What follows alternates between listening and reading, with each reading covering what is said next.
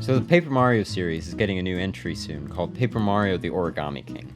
The series has had a pretty fickle history, and this next game seems to be taking yet another turn as far as gameplay. Despite this, though, there's one aspect throughout the whole series that has remained consistently good, and that's its music. So, in honor of the new release, I'm going back through nearly 2 decades of Paper Mario music to review each game's soundtrack and see how their music contributes to the gameplay experience.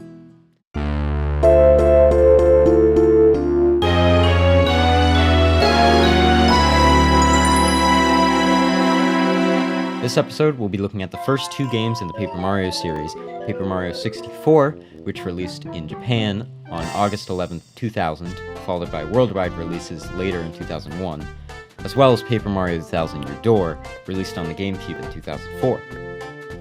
Both games open with a storybook sequence that sets up some exposition before we ever meet up with Mario. The intro music plays almost like a music box, with both games putting a melody in soft, bell-like instruments.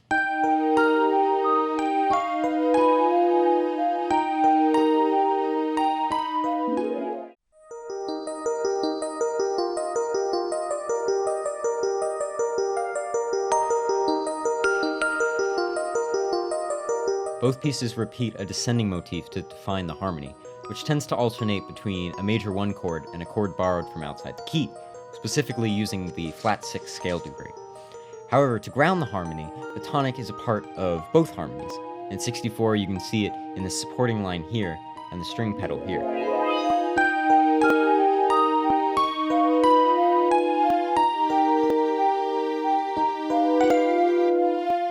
ThousandYear Door, it's a bit more discreet, but you can still find tonics in every harmony, usually in the first note of the repeated descending line.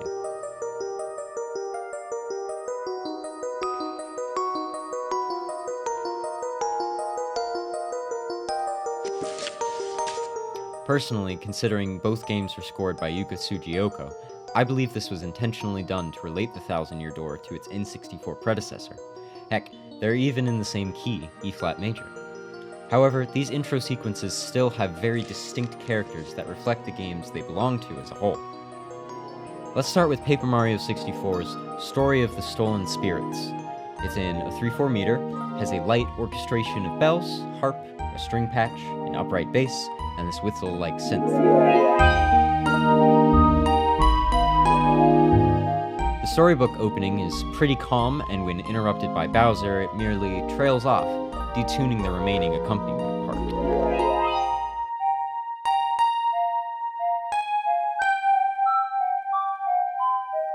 After this, we go into the incredibly intense Bowser theme, with heavy percussion, tense harmonies, organ, and a really awesome metal sitar instrument that ends up representing Bowser through the rest of the game.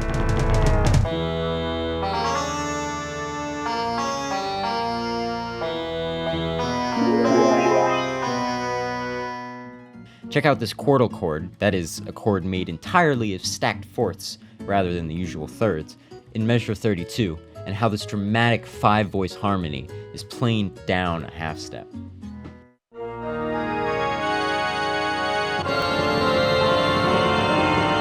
This interruption, followed by the dramatic Bowser music, helps set the focus for the rest of the game's narrative.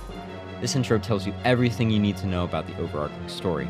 Bowser's stolen a powerful item, you need to rescue these star spirits, and Bowser will remain the main antagonist throughout the story.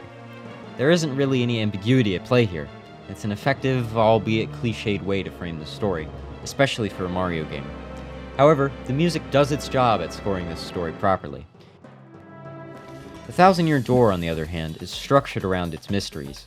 What happened to the ancient town that came before Rogueport? What is the treasure that supposedly lies behind the ThousandYear Door? And of course, what happened to Princess Peach? This story intro must introduce all these mysteries and set the tone for the rest of the game. The piece is called Intro Story. It has a quicker pace, it's in duple time, compared to the slow, waltz-like feel of Paper Mario 64's intro. Take a look at this first major chord change. While 64 vamps between its tonic and a 2 half-diminished chord every bar, ThousandYear Door takes its time between the tonic chord and a flat 6 major chord. Both the 2-chord and the flat 6 chord share an E flat, which is the tonic, and a C flat, the flat 6 scale degree of E flat major. The combination of the major 1 and this flattened 6 scale degree result in an intriguing harmonic major sound between both pieces.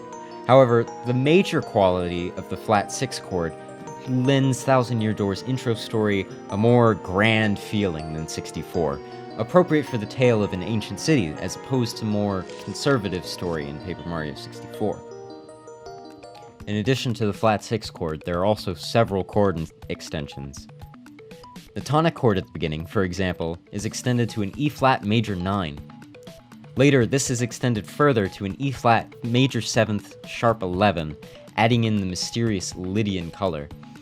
While at its core it's a 1 to flat 6 vamp, Thousand Year Door branches out a little bit further than 64, incorporating a few more colors into its music.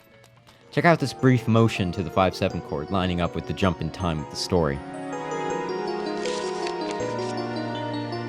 Furthermore, rather than petering out at the end like 64, Thousand Year Door builds into a grand march, percussion and all, as it introduces the core mystery of the game, the treasure behind the Thousand Year Door.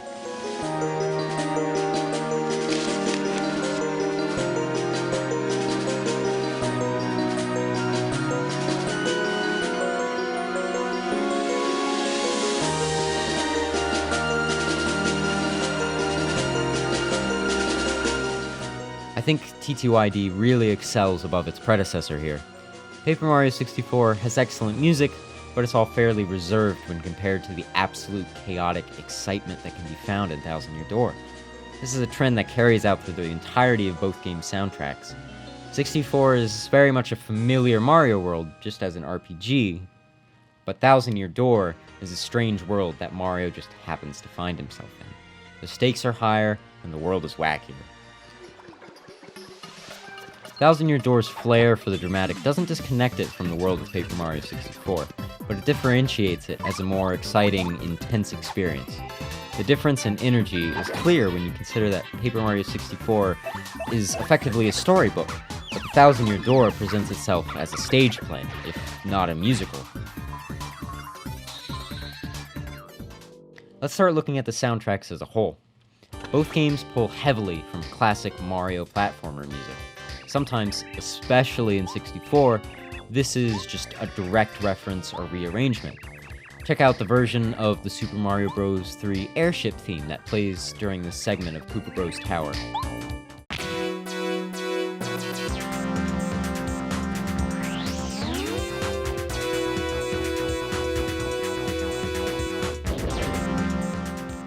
This is all over 64, including the Game Over theme.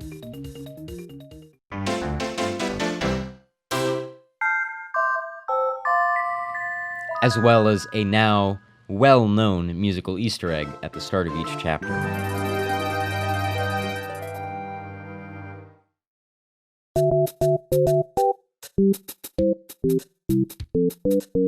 There are plenty of direct examples like this in Thousand Year Door, like the Battle 1 chime pulled from Super Mario World's athletic theme.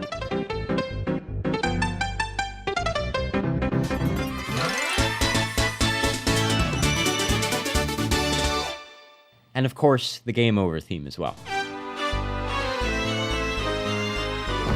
However, my favorite from either game has to be the music that plays when Peach sends you an email in Thousand Year Door.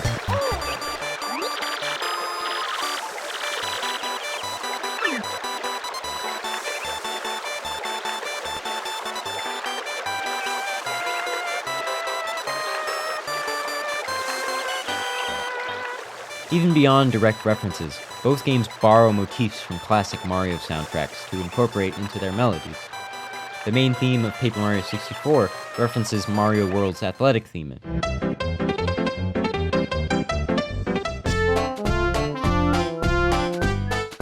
Listen to the similarities between the original 1-1 theme and the A section from Petal Meadows, fitting for the first world of Thousand Year Door.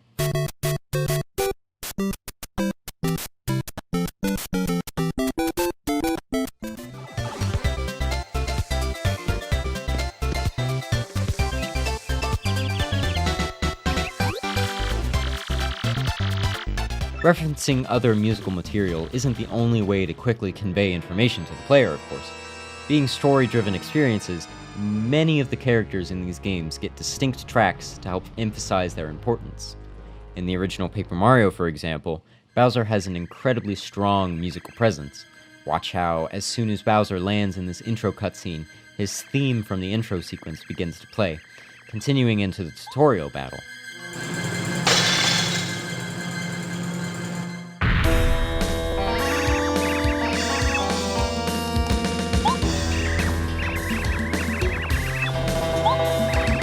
Not only is character music great for representing characters, but it emphasizes the importance of these characters to each story. Bowser in the Thousand-Year Door has a significantly reduced musical presence, which is appropriate considering his largely comedic role in the game's intermissions. Compare that to someone like Professor Frankly, who's more crucial to the Thousand-Year Door's unraveling plot.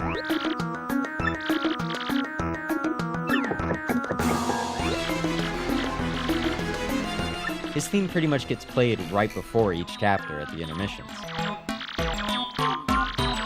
Just as important to the classic Paper Mario experience as the characters are its locations. Both games have unique tracks for each of their diverse locations, using simple crossfade transitions between each song. Check out this bridge in Paper Mario 64 between Peach's Castle and Shooting Star Summit, and how the sudden change in tracks helps sell the difference between the areas.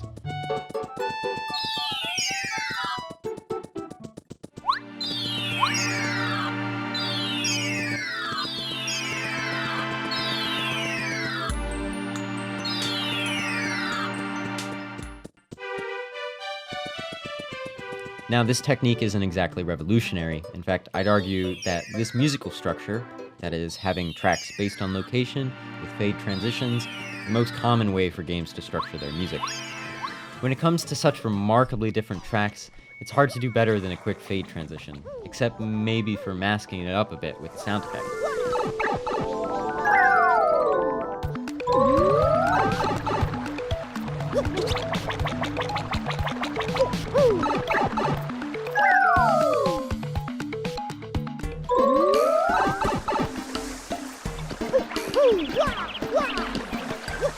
Of course, there are alternatives to fade transitions.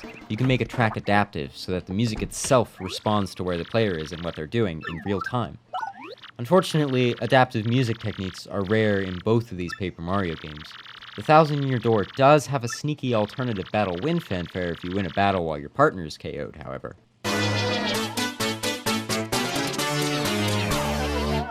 More impressively, in Paper Mario 64, the Toad Town theme has several variations depending on what shops and locations you visit within town. A mysterious, plucky synth line plays for the magician Merlin.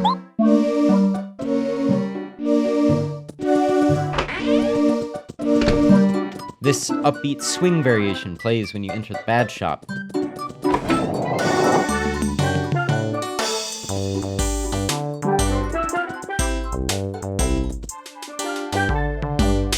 And check out how approaching the Toad Town tunnels adds in this funky bass line.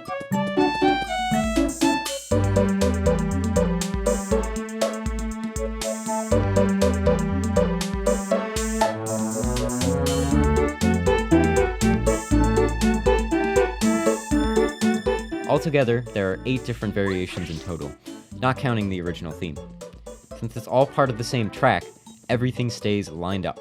You can easily pass between areas without the need for a brief moment of silence between variations. This is known as vertical adaptive music, specifically a vertical layering technique. It's fairly limited, as each variation is only 8 bars long, as opposed to the 32-bar loop that makes up the main Toad Town theme. The variations also completely take over the rest of the theme, so that you can just barely hear the original Toad Town theme in the background. This is about as sophisticated as either game gets in terms of adaptive music, unfortunately. So let's review. The first 2 Paper Mario soundtracks are full of great music and help outline and emphasize the story beats and locations that make these 2 games so beloved. Referencing older Mario music helps ground the game worlds in the Mario universe, While there are some interesting technical aspects, the games don't utilize adaptive music to its full potential when it could be used to help create stronger atmosphere and smoother transitions.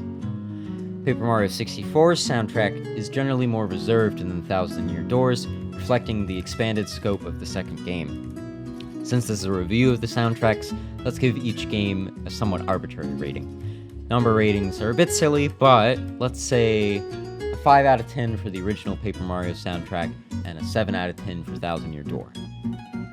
Of course, those numbers are meaningless without more ratings to compare them to, so check out the next episode of this Paper Mario series where I break down the music from Super Paper Mario. And hey, if you liked hearing me ramble for however many minutes about video game music, be sure to like and subscribe.